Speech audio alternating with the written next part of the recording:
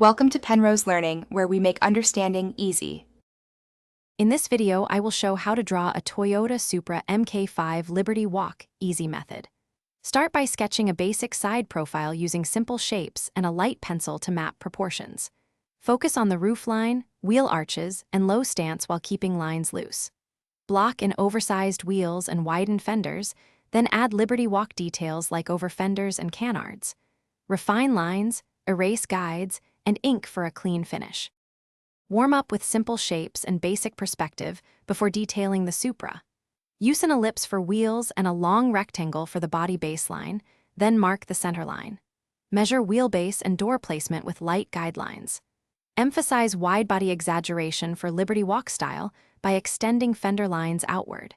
Keep erasing and adjusting until proportions feel right, then transition to cleaner line work and shading to suggest volume.